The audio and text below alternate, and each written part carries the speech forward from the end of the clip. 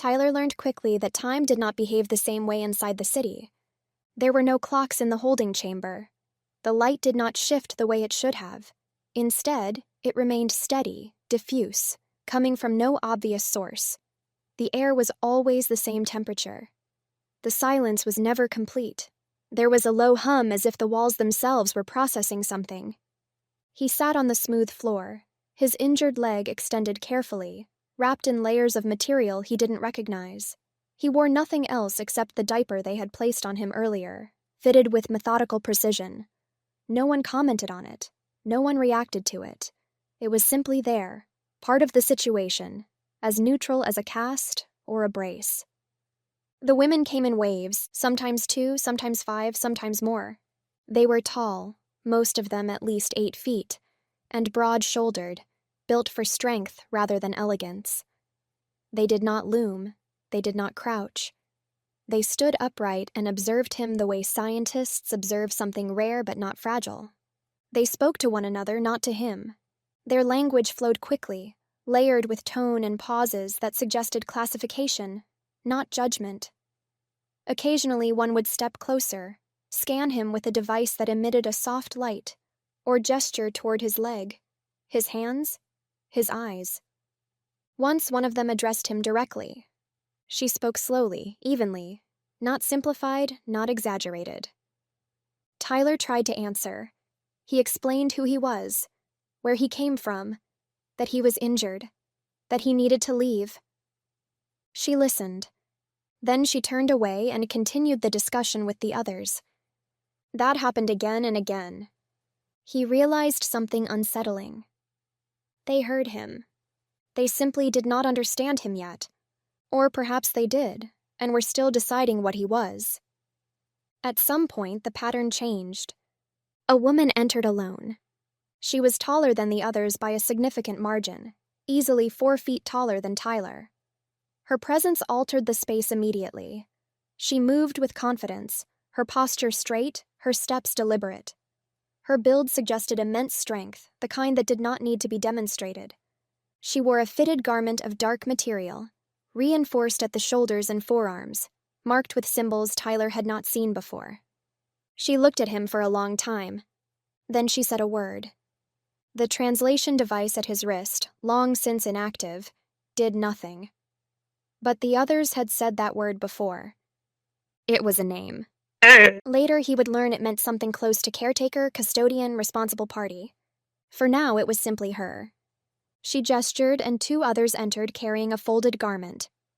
They dressed him carefully in a single-piece blue outfit, soft but structured, designed to accommodate his injury and the diaper without comment or emphasis. The fabric sealed seamlessly, no buttons, no seams Tyler could identify. When they were finished, the tall woman nodded once. The glass barrier opened. She lifted him with ease, not roughly, not gently, just competently, as one would lift someone who could not walk on their own. They moved through corridors that curved organically, glowing lines embedded in the walls pulsing softly as they passed. No one stared. No one reacted. They exited into an open platform. A hovercar waited, low, elongated, humming quietly above the stone. She placed him inside, secured him with restraints that adjusted automatically to his size, then took her seat. The city moved around them as they rose.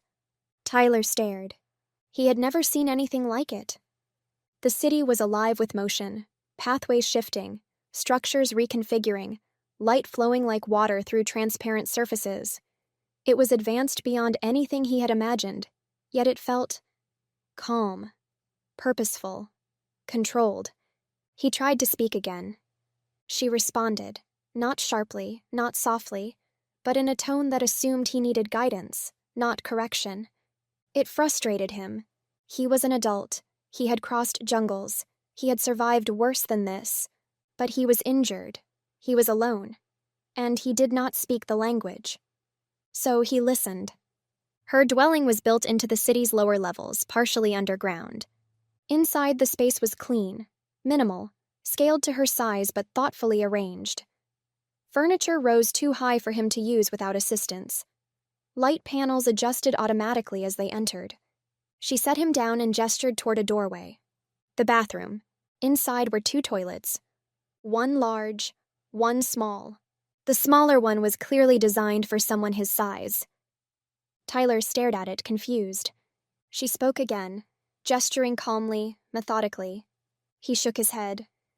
The implication felt wrong, patronizing, as though she were assuming incompetence rather than circumstance. He tried to explain. He pointed to himself, to the city, to the exit. She responded in that same careful tone, slower now, as though reinforcing instruction. When he still refused, she sighed, not in irritation but in something like acknowledgement. She lifted him again, set him gently onto the smaller toilet. Tyler's face burned.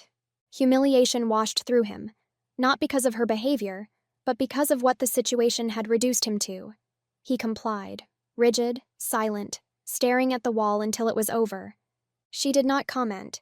She simply helped him up, cleaned him with professional efficiency, and moved on. That, more than anything else, unsettled him. Later, she took him to a park.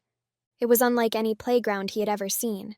Vast, intricate structures floating and shifting, devices responding to touch and intent. Some mechanisms reacted to proximity alone. Others seemed to anticipate movement. Children were there, but not many, and no one treated Tyler as one of them. He noticed another human, a man.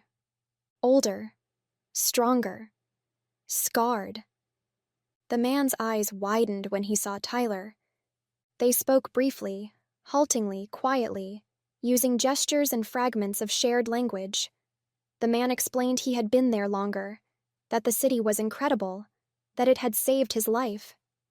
But he didn't know how to leave. None of them did.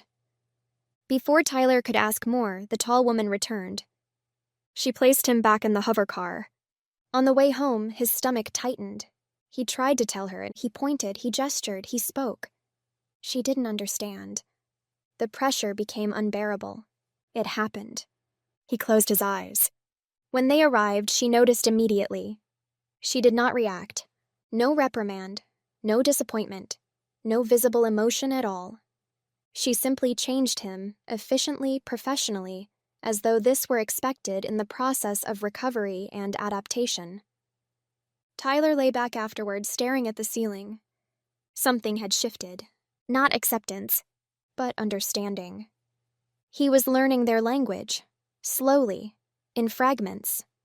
He recognized certain tones now, certain gestures. He was not a prisoner. He was not free. He was in progress. That night, she spoke to him again before placing him in the prepared sleeping area. Her tone was different, encouraging, and for the first time since arriving in the city, Tyler fell asleep feeling something unfamiliar but undeniable. Hope. Thank you for tuning in to this edition of Mommy Sarah's Story Time. If you enjoyed the stories, please support the channel by liking and subscribing. Remember, my channel is not monetized, and I write most of the content myself. On occasions when I don't, it's sourced through emails from trusted contacts. Please feel free to like, share, and subscribe. If you're able to, consider making a donation to support our channel. Your support means a lot. Thank you so much for watching, and I look forward to sharing more stories with you.